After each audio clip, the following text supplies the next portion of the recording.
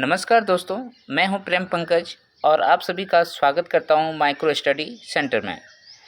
Friends, NCERT course में हम लोगों ने अभी तक 2 चैप्टर पढ़े हैं, उसमें दूसरा चैप्टर कंप्लीट नहीं हुआ था। आज हम लोग उस दूसरे चैप्टर को पूरा कंप्लीट करेंगे।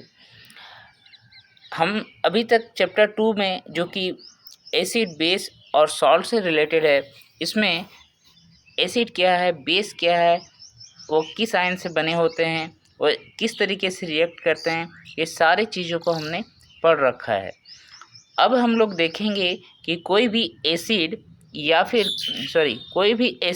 जो बेस होते हैं वो किस तरीके से स्ट्रॉन्ग या वीक होते हैं, उसका मेजरिंग स्केल क्या है, उसका इंडिकेटर क्या है, ये सभी चीज़ों को आज हम लोग देखेंगे। फिर बाद में कुछ इम्पोर्टेंट केमिकल प्रोडक्ट को भी देखेंगे जो हमारे डेली लाइफ में इम्पॉर्टेंट है। और आज का सेशन बहुत इम्पॉर्टेंट होने वाला है दोस्तों।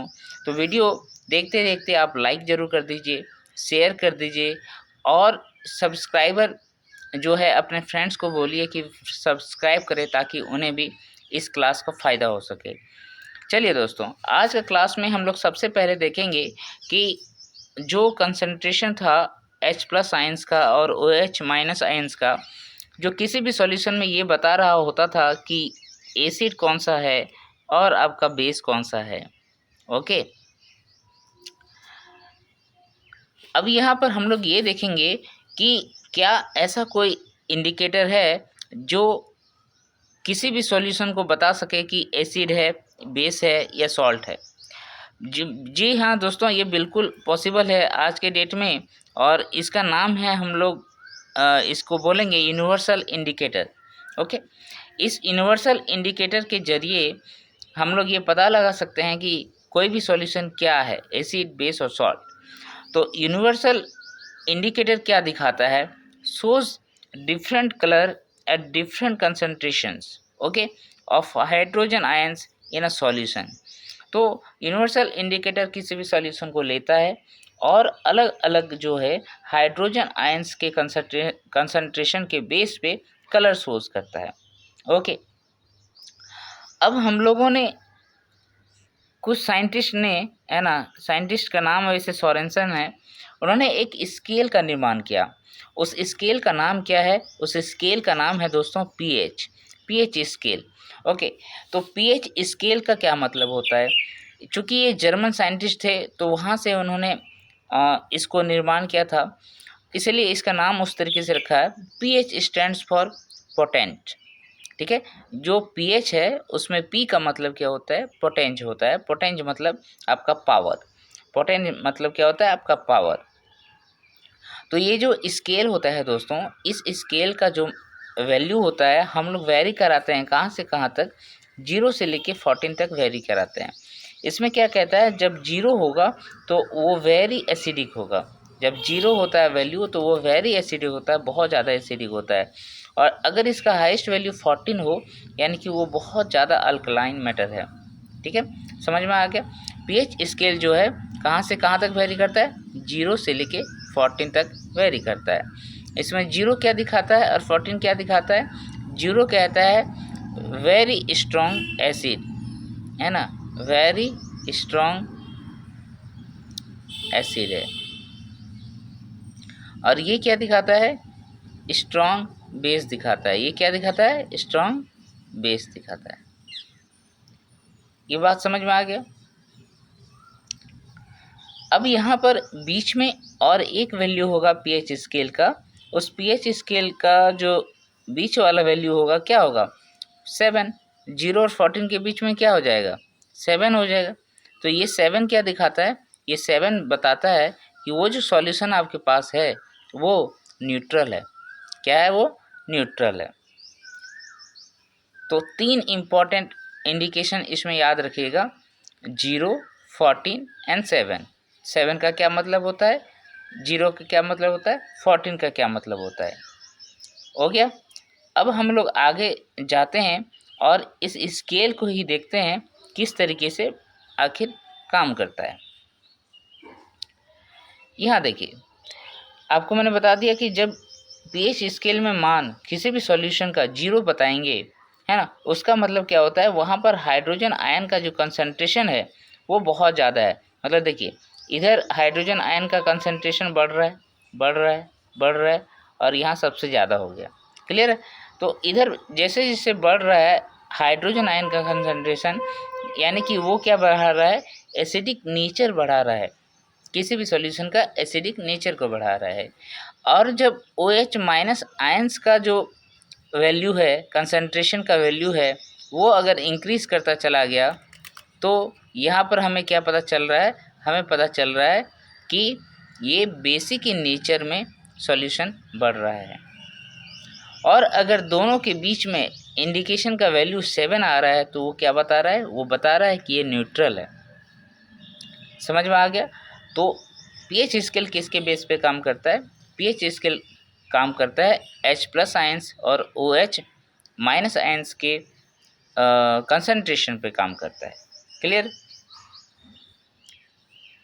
ये देखिए, ये वेरी वेरी इंपॉर्टेंट टॉपिक है, इसको ज़रूर से ज़रूर याद रखिएगा। आप किसी भी एग्ज़ाम में आपसे क्वेश्चन इसमें से ही पूछा जाता है। अगर एसिड बेस से क्वेश्चन पूछना है तो यहाँ से एक क्वेश्चन ज़रूर रहता है।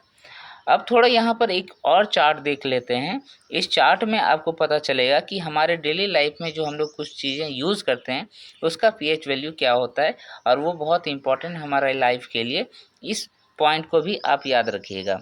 यहीं से क्वेश्चन सारे पूछे जाते हैं, चाहे वो कंपटीशन हो, चाहे वो क्लास 10th का बोर्ड का एग्ज़ाम हो। दोस्तों, सबसे पहले आप देखिए यहाँ पर गैस्ट्रिक जूस जो होता है हमारे पेट में जो होता है वो अबाउट 1.2% जो है वो उसमें एसिड का वैल्यू होता है। एसिडिक वैल्यू पीएच का स्केल का जो वैल्यू है वो 1.2 होता है लगभग गैस्ट्रिक जूस का।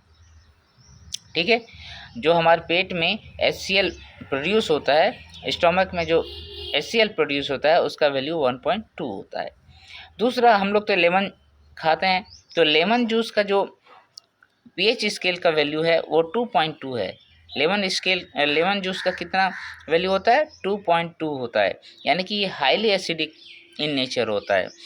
नेक्स्ट, अगर हम लोग जाएँ प्योर वाटर का बात करें या फिर हमारे शरीर में ब्लड का बात करें, है ना, ब्लड का और प्योर वाटर का जो पीएच स्केल वैल्यू होता है वो 7.4 होता है। अगर ऐसे देखें तो न्यूट्रल चीज़ें जो होती है उसका पीएच वैल्यू कितना होता है? 7 होता है, यानी कि थोड़ा सा ये सॉल्टी प्रवृत्ति का है। देखिए, थोड़ा सा अल्कलाइन प्रवृत्ति का है हमारा ब्लड, हमारा प्योर वाटर। ठीक है, 7.4 है इसका मान। और अगर हम लोग यहाँ पर जाएँ, देखिए मिल्क और मैग्नीशिया का जो वैल्यू होता है वो 10 होता है। कितना होता है? 10। पीएच स्केल में इसका वैल्यू कितना आता है? मिल्क और मैग्नीशिया का 10 आता है, यानी कि ये अल्कलाइन सब्सटेंसेस होते हैं। फिर है सोडियम हाइड्रोक्साइड सॉल्यूशन। तो जैसे ही हाइड्रोक्साइड आता है तो आपको तो पता होना चाहिए कि ये जो सॉल्यूशन होगा वो हाईली अल्कलाइन सॉल्यूशन होगा। ओके, हाईली अल्कलाइन सॉल्यूशन होगा क्योंकि इसका पीएच मान वैल्यू 14 है, 14 है। तो यहाँ से यहाँ तक जो है दोस्तों वो क्या हो गया? एसिडिक हो गया। और यहाँ से यहाँ तक क्या हो गया दोस्तों? वो बेस हो गया। क्लियर हो गया? यहाँ से अब क्वेश्चन आपसे नहीं छूटना चाहिए। और अगर आपसे ये सारे क्वेश्चन पूछ ले, है ना, ये कुछ सब्सटेंस दे दे और वहाँ से आपसे क्वेश्चन पूछ ले पीएच वैल्यू कितना होगा, तो यहाँ से आप याद रख लेंगे। ये वाला ज़रूर से ज़रूर याद करके जाइए, आपको ज़रूर से ज़रूर यहाँ से क्वेश्चन पूछ लिया जाएगा। ओके, अब हम लोग आगे चलते हैं और देखते हैं हमारे डेली लाइफ में किस तरीके से पीएच का वैल्यू जो है वो इम्पोर्टेंट रखता है। तो importance of pH in everyday life. Are plants and animals pH sensitive? क्या प्लांट और एनिमल्स पीएच सेंसिटिव होता है? बिल्कुल होता है। हमारा बॉडी भी जो है पीएच सेंसिटिव होती है। तो कहता है कि our body works within the pH range of 7 to 7.8। 7 to 7.8 मतलब यहाँ से आप ये बता सकते हैं कि हमारा बॉडी एसिडिक नहीं होता है। क्या होता है वो? या फिर न्यूट्रल होता है या फिर हल्का अल्कलाइन होता है। क्लियर है? यहाँ से बातें क्लियर हो गई। एसिडिक नहीं होता है हमारा बॉडी। एसिडिक एसिड ज़्यादा हम लोग नहीं बियर कर सकते हैं। तो हमारा बॉडी का जो वर्किंग रेंज है वो है 7 to 7.8। Living organism can survive only in narrow range of pH change. यहाँ पर पीएच को भी ज़्यादा वेरी नहीं करा सकते, मतलब एसिड से डायरेक्ट हम लोग बेस बना दिए, इस तरीके से चेंजेस हम लोग नहीं ला सकते। ऐसा चेंजेस लाने पर भी हमें इम्पैक्ट पड़ेगा, ख़राब प्रभाव पड़ेगा। तो when pH of rain water is less than 5.6, pH value कितना है दोस्तों? पीएच वैल्यू अगर आपका 5.6 हो जाता है तो उस रेन को हम लोग कहते हैं एसिडिक रेन। बोलेंगे ना 7 से कम वैल्यू है तो एसिडिक रेन हो गया। और एसिडिक रेन का जो प्रभाव है हमारे कंस्ट्रक्शन पे भी बहुत ख़राब प्रभाव पड़ता है। और आपको एक एग्जांपल मैं दूं तो आपको याद होना चाहिए ताजमहल, ठीक है। ये जो ताजमहल है इसके आसपास सारी फैक्ट्रियों को हटा दिया गया। क्यों? क्योंकि फैक्ट्रियों से निकलने वाले धुआं या फिर उसका पॉल्यूशन से जो होता है रेन वाटर में एसिडिक नेचर आ जाता था जो ताजमहल के मार्बल को ख़राब कर रहा था। क्लियर है? इसीलिए वहाँ के आसपास के फैक्ट्रियों को हटा दिया गया था। क्लियर है? अब आगे क्या कहता है कि when acid rain flows into river it lowers the pH of the river water. The survival of aquatic life in such reverse become difficult. तो जब रेन हो रही है और वो किसी कंस्ट्रक्शन पे पड़ रहा है जो उसको इरोज कर सकता है, एक तो वहाँ ख़राब हो गया और दूसरा जब नदी नाला इन सबों में जा रहा है और वहाँ पर एक्वाटिक लाइफ है तो उसको भी प्रभाव कर रहा है। क्लियर समझ में आ गया? तो यहाँ से भी क्वेश्चन आपसे पूछ लेगा एसिडिक रेन का वैल्यू कितना होता है, तो वो होता है 5.6। ओके, और ये किस तरीके से इम्पैक्ट करता है? हार्मफुल इम्पैक्ट करता है एक्वाटिक लाइफ पे और हमारे बनाए गए कंस्ट्रक्शंस पे, बेसिकली मार्बल्स पे। एसिड इन अदर प्लैनेट्स, जैसे एक यहाँ पर प्लैनेट का बात कर रहा है वेनस। इस वेनस में कहता है कि यहाँ पर thick white and yellowish clouds होते हैं जिसका जो किसके बने होते हैं? सल्फ्यूरिक एसिड के बने होते हैं। तो आपसे अगर क्वेश्चन पूछे क्या यहाँ लाइफ पॉसिबल है, तो नहीं पॉसिबल है। क्यों? क्योंकि लाइफ पॉसिबल होने के लिए पीएच का वैल्यू कहाँ से कहाँ तक होना चाहिए? 7 से लेके 7.4 तक होना चाहिए, जो कि मैंने अभी थोड़ा सा बताया था। क्लियर है? नेक्स्ट चलते हैं। पूछ रहा है what is the pH value of soil in your backyards, है ना। हमारे खेतों में, हमारे जहाँ फल सब्जियाँ वगैरह जो भी है खेत है उसका पीएच सॉल्यूशन कितना होना चाहिए, ये आपसे पूछ रहा है। उसके लिए एक एक्टिविटी दिया है, तो चलिए आप थोड़ा सा इसका आंसर ढूंढ के मुझे बताइए, कमेंट सेक्शन में कमेंट करके बताइए पीएच का वैल्यू कितना होता है जिससे हमारा फल सब्जियां, है ना, अनाज आराम से खेतों में उगाते हैं। क्लियर है? अब आते हैं और हम लोग देखते हैं कि हमारा जो डाइजेस्टिव सिस्टम होता है दोस्तों, ये बहुत इम्पोर्टेंट है, बहुत इंटरेस्टिंग है। एक तो हम लोग देखें हमारे लाइफ के लिए पीएच का वैल्यू 7 से लेके 7.4 तक हो सकता है, लेकिन यहाँ हम लोग देखेंगे कि हमारा स्टोमक जो है वो डाइजेशन के समय में एक एसिड को प्रोड्यूस करता है। उस एसिड का नाम है हाइड्रोक्लोरिक एसिड। क्या नाम है? Hydrochloric acid. और क्या कहता है कि during indigestions the stomach produces too much acid and this causes pain and irritations. जब हमारा तबीयत ख़राब होता है, जब हमें अम्लता आ जाती है, एसिडिटी हो जाती है, तो उसमें क्या होता है? पेट में जलन होती है ना। और वो क्यों होता है? क्योंकि गैस ज़्यादा बन जाता है, ज़्यादा एसिडिक फॉर्मेशन हो जाता है। तो उसके लिए हम लोग क्या खाते हैं? एंटा एसिड्स खाते हैं। क्या खाते हैं दोस्तों? एंटा एसिड्स खाते हैं, जो कि अल्कलाइन नेचर होता है। क्या होता है? अल्कलाइन नेचर का होता है, वैसा हम लोग दवाई खाते हैं। ये भी इम्पॉर्टेंट है, ये याद रखिएगा आप कि इंडिजेशंस में जब हमारा स्टोमक हैवी एसिड प्रोड्यूस करता है तो हम एंटा एसिड्स खाते हैं, जो कि एसिड्स को कम करता है। और ये कौन सा थ्योरी से आता है? न्यूट्रल रिएक्शन से आता है।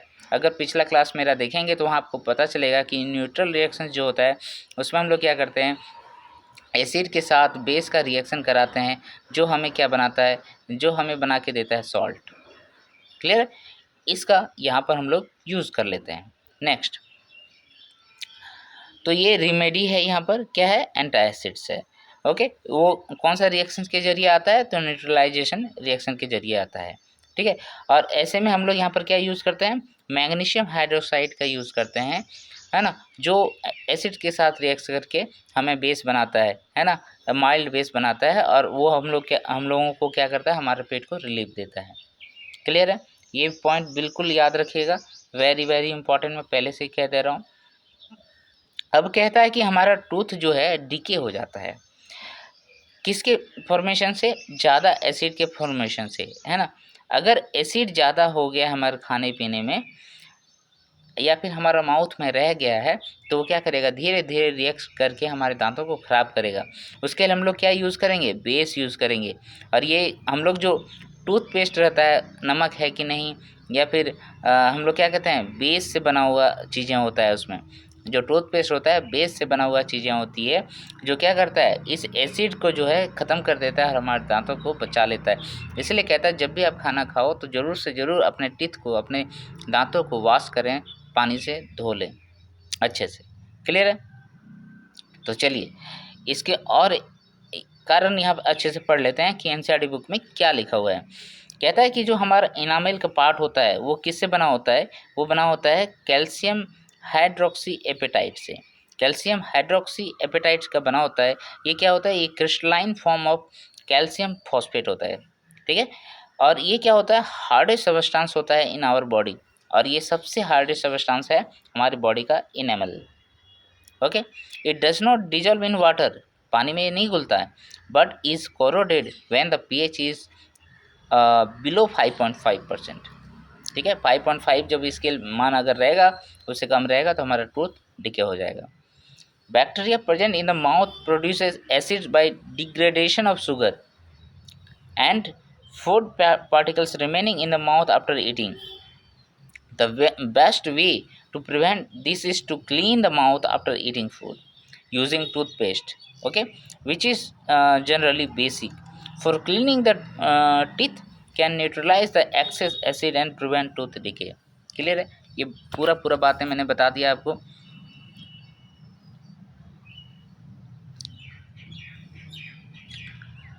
अब अगर ऐसा चीज़ें आती है तो हम लोग क्या करेंगे, है ना। सेल्फ डिफेंस के लिए एनिमल क्या करता है। Have you ever been stung by a honey bee? Bee sting leaves an acid which causes pain and irritations. ऐसा बहुत सारे पेड़ पौधे हैं।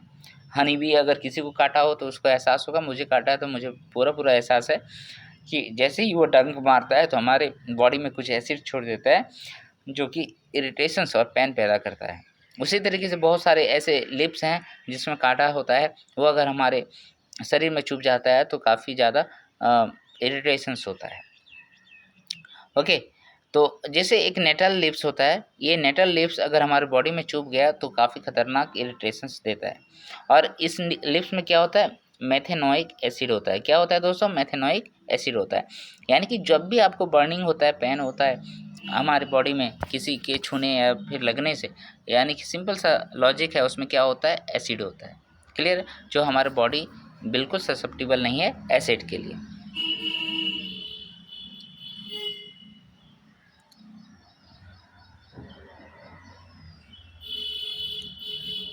अब यहाँ पर आते हैं और हम लोग और एक इम्पॉर्टेंट सेक्शन देख लेते हैं जिसमें हम लोग देखेंगे कि कुछ न्यूट्रल सोर्स है एसिड का, वो उसका क्या क्या नाम है। जैसे विनेगर है, तो विनेगर आपको कहाँ विनेगर में कौन सा एसिड होता है, एसिटिक एसिड होता है। ऑरेंज में कौन सा एसिटिक एसिड होता है, साइट्रिक एसिड होता है। टेमेराइंड में कौन सा एसिड होता है, टार्टरिक एसिड होता है। टोमेटो में क्या होता है, ऑक्जेलिक एसिड होता है। क्लियर? सॉर मिल्क में क्या होता है, लैक्टिक एसिड होता है। लेमन में क्या होता है, साइट्रिक एसिड होता है। एंट में क्या होता है, मेथेनोइक एसिड होता है। नेटल स्टिंग में क्या होता है, मेथेनोइक एसिड होता है। ठीक है, तो यहाँ देखिए जो एंट वगैरह में काटता है ये क्या होता है, मेथेनोइक एसिड होता है दोनों में ही। लेमन तो साइट्रिक एसिड होता है। सॉर मिल्क कर्ड जो होता है उसमें लैक्टिक एसिड होता है। क्लियर। टोमेटो में ऑक्जेलिक एसिड होता है, टेमेराइन में टार्टरिक एसिड होता है, ऑरेंज में साइट्रिक एसिड होता है, और एसिड विनेगर में एसिटिक एसिड होता है। तो विनेगर वाला आप जरूर से जरूर याद रखिएगा, विनेगर में क्या होता है, एसिडिक एसिड होता है। ओके, ये क्वेश्चन आने वाले एग्जाम में पूछेंगे। नेक्स्ट, अब यहाँ पर थोड़ा सा सॉल्ट के बारे में जान लेते हैं। सॉल्ट रिएक्शंस तो हम लोग देख लिए कि एसिड को अगर हम लोग बेस के साथ लगाएंगे तो ये हमें सॉल्ट बना के देगा। ओके, ये सॉल्ट बना के देगा।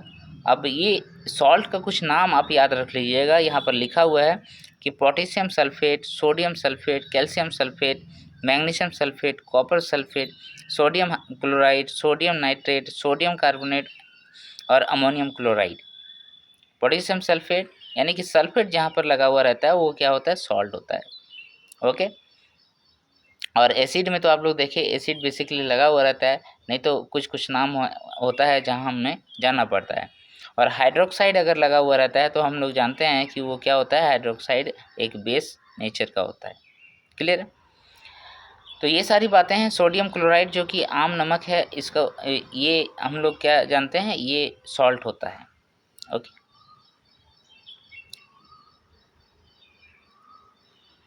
तो सॉल्ट का पीएच कितना होता है बेटा, तो सॉल्ट का पीएच हम लोग जानते हैं वो 7 होता है। कितना होता है, 7 होता है। सॉल्ट का पीएच कितना होता है, 7 होता है। ये न्यूट्रल होता है चूँकि, तो 7 होता है। और एसिड जो होता है, या अब यहाँ पर दो तीन बातें और याद रखना है आप। अगर स्ट्रॉन्ग एसिड होता है और स्ट्रॉन्ग बेस होता है तो वो जो है न्यूट्रल जो प्रोड्यूस करेगा, न्यूट्रल प्रोडक्ट जो प्रोड्यूस करेगा उसका पीएच वैल्यू 7 होगा। Strong acid plus strong base, तो ये क्या बना के दिया आपको, सॉल्ट बना के दिया, जिसका पीएच वैल्यू कितना होगा, 7 होगा। लेकिन अगर स्ट्रॉन्ग एसिड हो और वीक बेस हो तो आप सीधा सीधा याद रखिएगा, स्ट्रॉन्ग एसिड और वीक बेस में स्ट्रॉन्ग वाला हमेशा बनेगा, यानी कि एसिडिक नेचर आ जाएगा। अगर आप स्ट्रॉन्ग बेस लगाते हैं और वीक एसिड लगाते हैं तो आपको क्या मिल जाएगा, बेसिक नेचर में मिल जाएगा। यहाँ पर देखिए इसे लिखा हुआ है, on other hand salt of a strong acid and weak base are acidic with pH value less than 7 and those of a strong base and weak acid are basic in nature with pH value more than 7। यानी कि जो ज़्यादा strong है ना, उसके according वो काम करता है, लेकिन दोनों स्ट्रॉन्ग होगा तो पूरा pH का वैल्यू 7 देगा।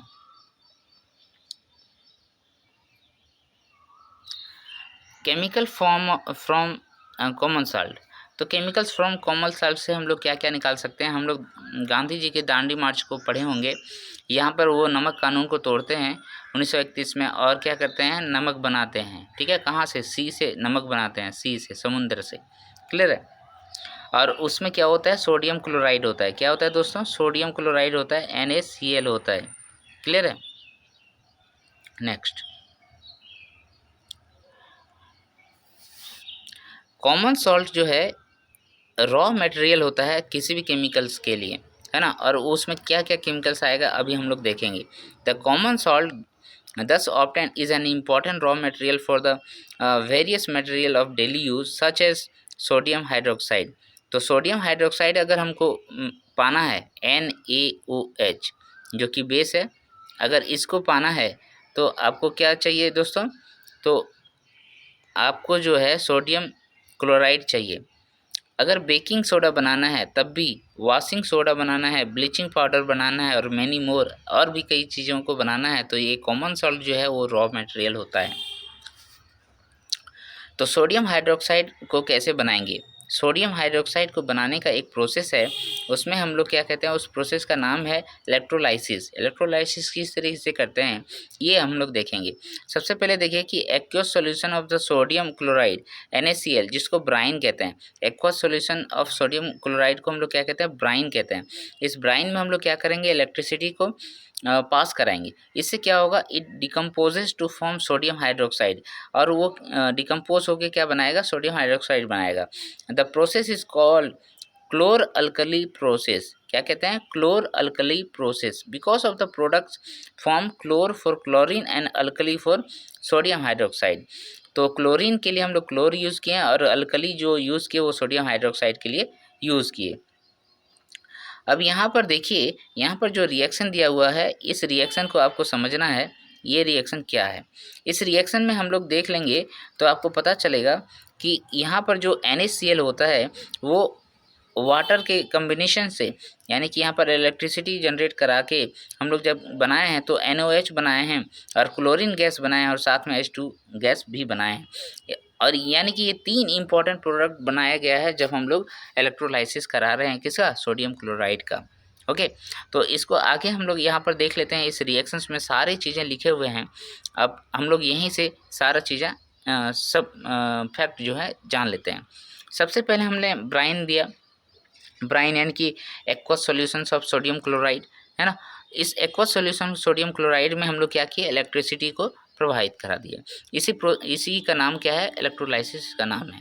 इसमें क्या होता है कि Cl जो कि क्लोरीन माइनस है ना, Cl का आयंस टूट गया, OH माइनस का आयंस टूट गया जो वाटर में था, सोडियम क्लोराइड से Na प्लस आया और H प्लस आयंस आया हाइड्रोजन से, सॉरी वाटर से।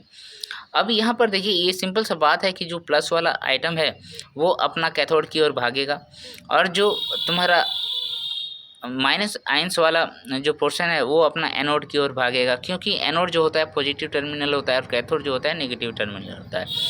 Opposite science attract each other. Okay, यहाँ पर इतना पता है आपको। तो यहाँ पर क्या होगा, यहाँ पर अब रिएक्ट करेगा और यहाँ पर NaOH बनेगा, ठीक है, Na प्लस OH बना देगा NaOH, ठीक है, Na प्लस मिला और OH माइनस आयन मिला और मिलके क्या बना दिया, NaOH बना दिया। अब इसका यूज़ हम लोग कहाँ करते हैं, देखिए NaOH का यूज़ कहाँ करते हैं, D greasing metals, soaps and detergents, paper making and artificial fibres. D greasing में यूज़ करते हैं, सॉप्स बनाने में यूज़ करते हैं, डिटर्जेंट को बनाने में यूज़ करते हैं, पेपर मेकिंग में यूज़ करते हैं, आर्टिफिशियल फाइबर्स के लिए यूज़ करते हैं। दूसरा है यहाँ पर हाइड्रोजन गैस जो निकलता है वो फ्यूल के रूप में यूज़ होता है, मार्गेराइन के रूप में यूज़ होता है और अमोनिया फॉर फर्टिलाइजर्स के लिए यूज़ हो जाता है। फिर यहाँ पर देखेंगे क्लोरीन, जो कि सबसे इम्पॉर्टेंट चीज़ है, ये वाटर ट्रीटमेंट में यूज़ होता है, स्विमिंग पूल में यूज़ होता है, PVC बनाने में यूज़ होता है, डिसइंफेक्टेंट के रूप में काम करता है, CFCs को बनाने में यूज़ होता है, पेस्टिसाइड्स के रूप में यूज़ होता है। ये इम्पॉर्टेंट सेक्शन है, यहाँ पर भी आप अच्छे से मेमोराइज़ कर लेंगे सारी चीज़ों को कि क्लोरीन का ट्रीटमेंट यूज़ हम लोग इन सब जगहों में करते हैं। इसका हाइड्रोजन का इस्तेमाल यहाँ पर कर रहे हैं और NOH का इस्तेमाल यहाँ पर हम लोग कर रहे हैं। क्लियर हो गया बात, ये पूरा इलेक्ट्रोलाइसिस प्रोसेस। नाउ चलते हैं और हम लोग देखते हैं कि ब्लीचिंग पाउडर क्या होता है और उसको किस तरीके से फॉर्मेट करते हैं। तो देखिए, इलेक्ट्रोलाइसिस प्रोसेस के ज़रिए जो हमें क्लोरीन का आइटम मिला, क्लोरीन गैस जो मिला, उसको हम लोग क्या करेंगे, कैल्शियम हाइड्रोक्साइड जो कि एक बेस होता है उसके साथ रिएक्ट कराएंगे। उसके साथ रिएक्ट कराने पर आपको क्या मिलेगा, एक प्रोडक्ट मिलेगा जिसका नाम है CaOCl22, ठीक है, फिर CaCl2 एंड H2O वाटर मिलेगा। यानी कि यहाँ पर अगर आप ध्यान से देखेंगे तो ये यहाँ क्या किया है, CaCl2 है और O2 भी है, दोनों का दो जो है मॉलिक्यूल्स है। तो CaClO का होल 2, इसको पढ़ेंगे CaClO का होल 2, और ये हमें क्या दे रहा है, ये हमें दे रहा है ब्लीचिंग पाउडर। इसी का नाम क्या है, ब्लीचिंग पाउडर। तो ब्लीचिंग पाउडर का यूज़ हम लोग जानते हैं ब्लीच करने के लिए करा जाता है, और ये क्या करता है, ये डिसइंफेक्टेंट भी होता है, बहुत सारे जो बैक्टीरिया वगैरह होता है ये मारता है। जैसे देखिए, ब्लीचिंग पाउडर है उसका इस्तेमाल हम लोग कॉटन इंडस्ट्री में करते हैं, है ना, टेक्सटाइल इंडस्ट्री में करते हैं, फिर bleaching wood pulp paper factories में यूज़ करते हैं, ब्लीचिंग वॉश्ड क्लॉथेस इन लॉन्ड्री, और कपड़े को साफ सफाई के लिए भी हम लोग ब्लीचिंग पाउडर का यूज़ करते हैं। As an oxidising agent in many chemical industry, कई सारे केमिकल इंडस्ट्रीज़ में जो है ऑक्सीडाइजिंग एजेंट के रूप में यूज़ होता है। To make drinking water free from germs, bleaching powder हम लोग डालते हैं अपने पानी में, आपको पता है ना। तो इस तरीके से ब्लीचिंग पाउडर बनता है और ब्लीचिंग पाउडर का यूज़ होता है। नेक्स्ट है बेकिंग सोडा। बेकिंग सोडा देखिए ये हम लोग सब घरों में यूज़ करते हैं। Baking soda is commonly use in kitchen for the making tasty crispy pekoras. Sometimes it is added for the faster cooking. The chemical name of the compound is sodium hydroxide, है ना, sodium hydrogen carbonate, sodium hydrogen carbonate. It is produced using sodium chloride as an the raw material. ये क्या होता है, raw material होता है। देखिए baking soda का जो फार्मूला हो गया ये वाला हो गया NH4Cl, NH4Cl। ओके, ये इसका अगर केमिकल नाम आप जानना चाहें तो क्या हो जाएगा, अमोनियम क्लोराइड हो जाएगा। तो इस अमोनियम क्लोराइड का यूज़ हम लोग जो है अपने घरों में करते हैं, खाना बनाने में करते हैं। और इसको बनाया कैसे जाता है, तो मैंने बताया कि ये जो सोडियम क्लोराइड होता है उसमें क्या करो आप H2O को डालो और उसको कार्बन डाइऑक्साइड गैस के थ्रू में फेंक दो। फिर इसमें अमोनिया को भी थोड़ा सा लेना पड़ेगा और ये अमोनिया लेने के बाद जो है आपको बना के क्या देगा, सोडियम हाइड्रोजन कार्बोनेट। सॉरी, ये मैंने बता दिया कि NH4Cl जो है बेकिंग सोडा है, नहीं ये NaSCO3 जो है वो बेकिंग सोडा होता है। ओके, ये फॉर्मेशन यहाँ पर इस तरीके से हो गया। अब इसका यूजेस कहाँ कहाँ होता है ये भी आपको देखना होगा। यहाँ पर देखिए एक चीज़ आपको जानना जरूरी है कि जब बेकिंग सोडा हम लोग यूज़ कर रहे हैं अपने खानों में, यानी कि उस और वहाँ पर हम लोग हीट कर रहे हैं, तो हीट करने पर क्या होता है, NaSCO3। ओके, इसको हमने हीट किया, हीट करने से क्या बना, सोडियम कार्बोनेट बना और H2O दिया और कार्बन डाइऑक्साइड जो है बाहर चला गया। ओके, ये रिएक्शन होने के बाद होता है। तो ये जो सोडियम हाइड्रोजन कार्बोनेट होता है इसका इस्तेमाल हम लोग अलग अलग तरीके से करते हैं।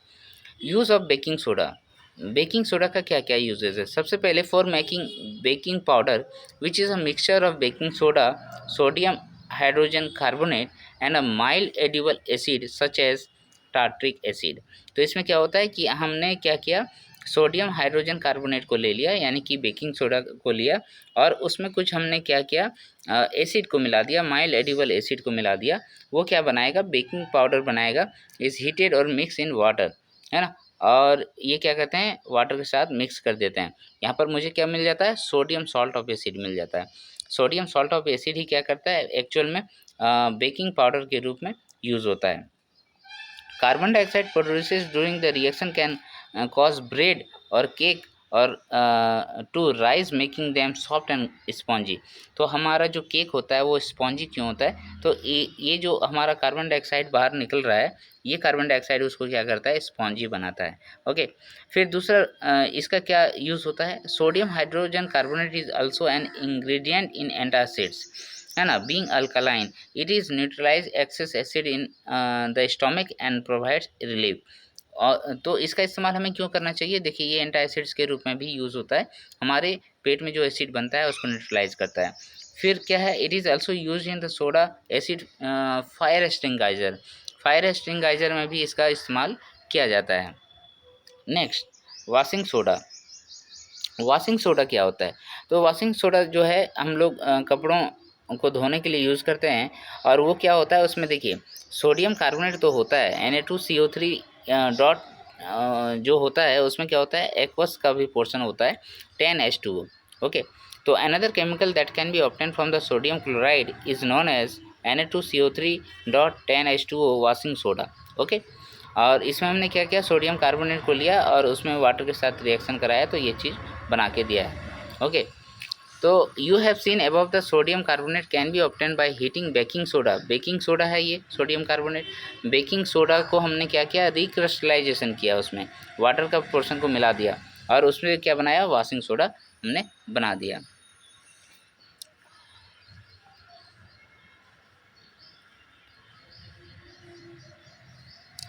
तो हम लोग वॉशिंग सोडा का यूज़ हम लोग कहाँ करते हैं, जैसे sodium carbonate washing is used for the glass, soap and paper industry. It is also used in the manufacture of sodium compound such as borax. Okay, फिर हम लोग क्या बनाते हैं, sodium carbonate can be use as a cleaning agent of the domestic purposes. और फिर क्या होता है, it is use for the removing permanent hardness of the water, है ना। अगर कोई वाटर जो है कपड़ा आपका साफ़ नहीं कर रहा है तो उसमें हम लोग क्या करते हैं, वॉशिंग सोडा डालते हैं। तो वो क्या करता है, बेसिकली जो वाटर का हार्डनेस होता है उसको समाप्त कर देता है, उसको ख़त्म कर देता है। ओके, तो इस तरीके से दोस्तों हमने different type of chemical substances देखा और उसका यूजेस देखा, है ना। सॉल्ट का भी हमने देखा, एसिड का भी देखा। अब यहाँ पर एक इम्पॉर्टेंट पोर्शन जो आता है दोस्तों, वो आता है आपका कॉपर सल्फेट, ठीक है, कॉपर सल्फेट क्रिस्टल। तो ये कॉपर सल्फेट क्रिस्टल जो होता है इसको थोड़ा सा आप देख लीजिए, क्योंकि यहाँ से भी क्वेश्चन पूछ लिया जाता है। देखिए, प्लास्टर ऑफ पेरिस का जो फॉर्मेशन होता है वो किस तरीके से होता है, ऑन हीटिंग जिप्सम। अब जिप्सम क्या होता है, जिप्सम ये होता है दोस्तों, यहाँ पर देखिए, ये है chemical formula of gypsum CaSO4.2H2O, ठीक है, ये जिप्सम होता है। इस जिप्सम को हम लोग क्या करते हैं, 373 केल्विन में हम लोग इसको वाटर का लॉस करवाते हैं। वाटर का लॉस जैसे ही करेगा तो ये बनाएगा कैल्शियम सल्फेट हेमीहाइड्रेट, है ना, हेमीहाइड्रेट यानी कि ½ H2O आ जाता है। और इसी का नाम है, हम लोग इसका नाम दिए हैं plaster of Paris, plaster of Paris. यही प्लास्टर ऑफ पेरिस आपके घरों को बहुत रंगीन बनाता है, बहुत खूबसूरत बनाता है। ओके, तो यहाँ पर CaSO4 ½ H2O जो है, फिर से अगर इसमें वाटर का मॉलिक्यूल बना दें तो फिर से हमको क्या मिल जाएगा, जिप्सम मिल जाता है। क्लियर है। तो इस तरीके से आप चैप्टर 2 से अवगत हो गए हैं और सारे क्वेश्चंस इसमें जो लिखे गए हैं दोस्तों, मैंने पढ़ा है बहुत अच्छे से। आप इसको जो मेरा थ्योरी है उससे आप जो इम्पोर्टेंट सेक्शन मैंने बताया कि यहाँ से क्वेश्चन पूछे जाते हैं, उन पॉइंट्स को बहुत अच्छे से याद कर लीजिए। ये सारे क्वेश्चंस आपको बन जाएंगे, ठीक है। ये सारे ऑब्जेक्टिव क्वेश्चन जितने हैं सारे बन जाएंगे, सब्जेक्टिव क्वेश्चन भी आपसे बन जाएंगे। जो क्वेश्चंस आपसे नहीं बनते हैं वो कमेंट सेक्शन में लिख के बताइए, मैं आपको आंसर करके दूंगा। तब तक के लिए धन्यवाद, जोहार। और आप सभी इसी तरीके से मेरे वीडियो को देखते रहिए, शेयर कीजिए, लाइक कीजिए और सब्सक्राइबर ज़रूर से ज़रूर दीजिए दोस्तों। धन्यवाद।